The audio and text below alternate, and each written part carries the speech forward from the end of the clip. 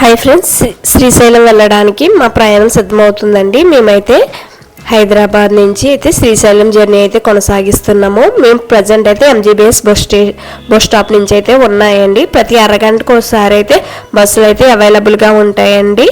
అలాగే మనము శ్రీశైలం వెళ్ళడానికి రెడ్ బస్ మామూలుగా ఆర్టీసీలు అవి అవైలబుల్గా ఉంటాయండి. ముఖ్యంగా అయితే ప్రతి అరగంటకి అయితే ఉంటాయండి. మాకు బస్ టికెట్ వచ్చేసి 530 రూపీస్ అయితే ఛార్జ్ చేశారు. 6 గంటలు అయితే జర్నీ చేయాల్సి వస్తుందండి. ముఖ్యంగా చెప్పవలసింది ఏంటంటే మనమైతే దట్టమైన నల్లమల్ల అడవుల మధ్యలోంచి అయితే మన జర్నీ అయితే స్టార్ట్ చేయాల్సి వస్తుందండి. అలాగే ఓన్ వెహికల్లో వెళ్ళినా ఎలా వెళ్ళినా దట్టమైన నల్లమల్ల అడవి ప్రాంతం నుంచి అయితే మనం జర్నీ అయితే ఘాట్ రోడ్ నుండి వెళ్ళవలసి వస్తుంది. వీడియోని ఎక్కడ స్కిప్ చేయకండి. మనం ఏ ప్రదేశాలు సందర్శించాలి, ఏ దేవాలయాలు విజిట్ అవ్వాలి అని వీడియోలో ఎక్స్ప్లెయిన్ చేయడం జరిగింది. అలాగే వర్షాకాలం అయితే వ్యూ పాయింట్ అయితే చాలా బాగుంటాయండి.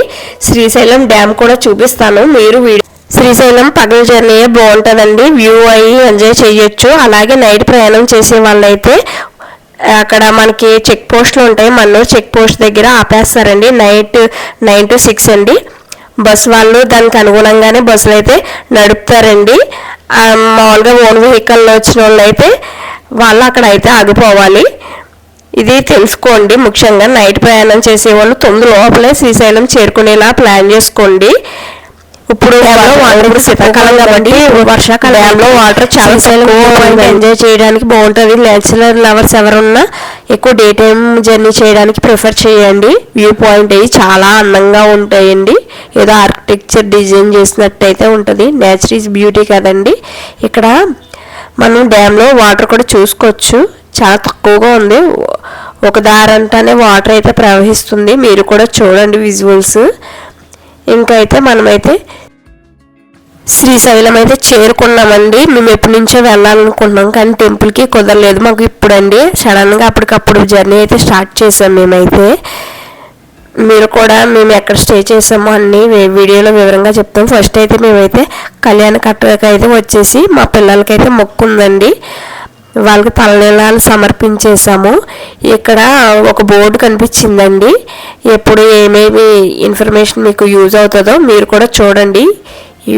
ఎప్పుడు దర్శనాలు ఎలా చేసుకోవాలో ఏంటి ఏ డేట్కి అని. మేమైతే ఫ్రెష్ అప్ అయిపోయి అయితే దర్శనానికి అయితే వచ్చేసామండి. ముఖ్యంగా చెప్తున్నాను, ఆడవాళ్ళు ముఖ్యంగా చున్నీ వేసుకోవాలి, లేకపోతే శారీ కట్టుకుంటాం బెటర్ అండి. అబ్బాయిలు అయితే స్పర్శ దర్శనానికి వెళ్తాకైతే పంచ కట్టుకోవాలండి. ఇక్కడ లగేజ్ రూమ్స్ అలాగే ఫోన్ లాకర్ రూమ్స్ కూడా అవైలబుల్గా ఉంటాయండి. మేమైతే అప్పటికప్పుడు దర్శనం టికెట్స్ తీసుకుని అయితే వెళ్ళాము. మా హస్బెండ్ పంచి తెచ్చుకోలేదు. సో 300 రూపీస్ దర్శనానికి అయితే వెళ్ళాం. మాకు ఎగ్జాక్ట్గా 1.5 అవర్లో అయితే దర్శనం అయితే అయిపోయింది. ఇక్కడ వేరే వేరే క్యాష్లకు సంబంధించిన సత్రాలు ఉంటాయి, అక్కడ స్టే చేయొచ్చు.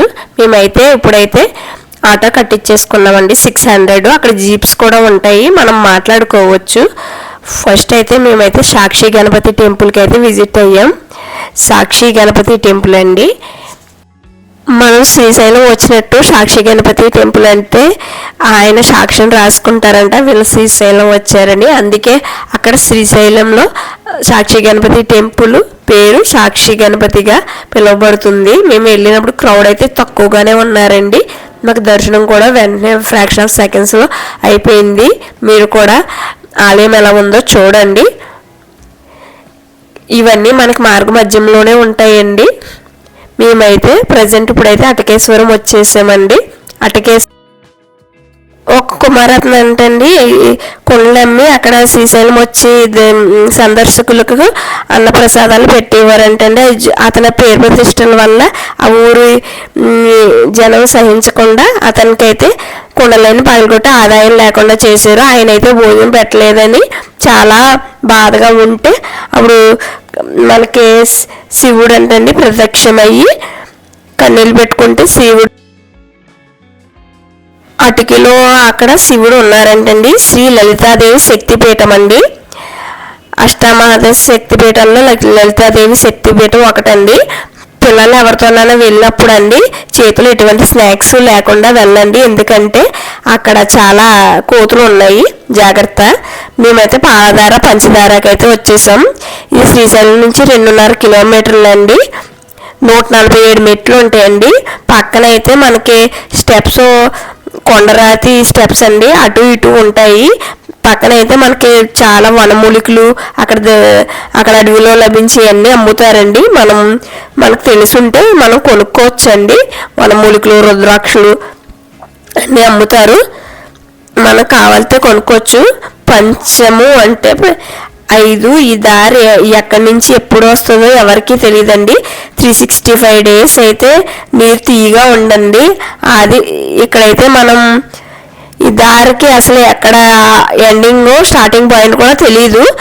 వాటర్ అయితే చాలా తీయగా ఉన్నాయండి, నేను కూడా టేస్ట్ చేశాను. ఇక్కడ ఆది శంకరాచార్యులు ఆలయం కూడా ఉందండి, మీరు కూడా చూడండి. ఆది శంకరాచార్యుల ఆలయం. ఈ పాలధార పంచదార మహాశివుని నెత్తి మీద నుంచి ఉద్భవించిందండి ఈ దార.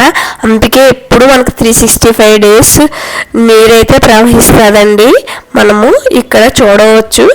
అలాగే ఆది శంకరాచార్యులది అయితే చూడవచ్చు. మనమైతే ఇప్పుడైతే శిఖర దర్శనానికి అయితే వచ్చేసామండి. ఇవి శిఖర దర్శనం 5 కిలోమీటర్ల దూరాల్లో ఉంటుందండి. 70 మెట్లు ఉంటాయండి, ఇటు పక్కల అటు పక్కల. సోపుగా ఉంటుందండి. 10 రూపాయలండి ఎంట్రీ టికెట్ అండి. శ్రీశైలానికి 230 అడుగు ఎత్తులో ఉంటుందండి. ఇది సముద్ర అడుగుకి 235 ఎత్తులో ఉంటుందండి. అక్కడి నుంచి మనకి కనుక శిఖరాలు కనబడితే మనకైతే మోక్షం అయితే ఉండదంటండి, మళ్ళీ పునర్జన్మ అయితే ఉండదంటండి. అక్కడ బైనాక్యులర్ నుంచి కూడా చూడొచ్చు. 10 రూపీస్ అయితే ఛార్జ్ చేస్తున్నారు. మరి దాని నుంచి అయితే మనకైతే 3 గోపురాలు కనబడుతున్నాయండి. మామూలుగా మీకు చూపిస్తాను, ఈ వీడియోలో చూడండి. గోపురాలు కనబడవు కానీ, మామూలు గోపురాలు జస్ట్ కనబడతాయి కానీ శిఖరం అయితే మనకు కనపడదండి. మీరు కనిపించినాయా స్క్వేర్లో, దాని నుంచి మధ్యలో చూడండి. మనం శిఖరం దర్శనం చేసుకున్నాక శిఖరేశ్వరుని దర్శనం చేసుకోవాలండి. ఇవన్నీ తిరగడానికి 2.5 గంటల సమయం అయితే పడుతుందండి. మనం ఇప్పుడైతే ఆటో తిరిగి ప్రయాణం చేస్తున్నామండి. 2.5 గంటలు అయితే పట్టిందండి. మామూలుగా ఒక్కొక్కసారి 3 గంటలు పాతాళ గంగకి అయితే వెళ్దామండి. పాతాళ గంగ నుంచి మనకి ఇలాగా రోప్వే అయితే ఉంటుందండి. రోప్వే టికెట్ వచ్చేసి 80 రూపీస్ అండి, కిడ్స్కి వచ్చి 60 రూపీస్ అండి. 16 మంది అయితే ప్రయాణం చెయ్యొచ్చండి. దీని నుంచి వ్యూ పాయింట్ చూడండి. ఇదే లాస్ట్ ఘట్టం అండి మేము చూసిన ప్రదేశాలన్నిటిలోనూ. చాలా బాగుంటుందండి. కాకపోతే మీకు టైం ఉంటేనే వెళ్ళండి, చాలా టైం టేకింగ్ అండి. మళ్ళీ ఇక్కడ నుంచి వెళ్ళడానికి ఈజీయే, అక్కడ నుంచి రావడానికి మనకు గంటలు టైం పడుతుంది. ఈజీగా 3 hours అయితే పట్టిందండి మాకు టైం అయితేని. చూడండి వ్యూ పాయింట్ అది మీకు చూపిస్తున్నాను. ఇలాగే అక్క మహాదేవి గృహాలు ఉంటాయండి. ఎర్లీ మార్నింగ్ ఇక్కడ 7కి వచ్చేస్తే మనకి ఇక్కడైతే టికెట్లు ఇస్తారు. ఓన్లీ 150 టికెట్స్ మాత్రమే ఇస్తారండి, అది గమనించండి. ఎర్లీ మార్నింగ్ 7కి అయితే వచ్చేయాలి. అలా బోట్ల ద్వారా ప్రయాణం చేయొచ్చు మనమైతే. మేమైతే ఇదైతే ఎంజాయ్ చేసాం కానీ టైం ఉంటేనే వెళ్ళండి, ఎక్కువ టైం కన్జ్యూమ్ అవుతుంది మనకి చూడడానికి. మామూలుగా మేము నడవగలిగి ఓపుకుండి నడిచి కూడా వెళ్ళొచ్చు, కాకపోతే రోప్వేని ఎంజాయ్ చేయలేము అంతేనండి. మాకు స్నానం చేయడానికి కుదరలేదండి, పాపాలు అవి పోతాయంట దీంట్లో స్నానం చేస్తే. కానీ నీళ్ళు అయితే చాలా మురికిగా అయితే ఉన్నాయండి. మేమైతే స్నానం చేయడానికి మాకు టైం లేదు. ఇంకా మేము జస్ట్ నీళ్ళు నెత్తి మీద చల్లుకుని వచ్చేసామండి అంతేనండి. మా శ్రీశైల దర్శనం అన్నీ ఓవరాల్గా అయితే అయిపోయినాయండి. నా వీడియో మీకు నచ్చిందని అనుకుంటున్నాను. నా వీడియో కనుక మీకు నచ్చినట్లయితే లైక్ చేయండి, అలాగే కొంచెం సపోర్ట్ చేయండి. మా ఛానల్ని సబ్స్క్రైబ్ చేసుకోండి. Don't forget to subscribe my channel అండి. వీడియో ఎక్కడా స్కిప్ చేయకుండా చూడండి, అన్ని ఇన్ఫర్మేషన్లు అయితే మీకు ఇచ్చాను. మేమేం ప్లాన్ చేసుకోకుండా వచ్చినా మాకు అన్ని దర్శనాలు చాలా బాగా జరిగినాయండి. ఆ శివుని దర్శనం వల్ల, శివుని అనుగ్రహం వల్ల మాకైతే అంతా మంచిగా జరిగిందండి. కాకపోతే మేము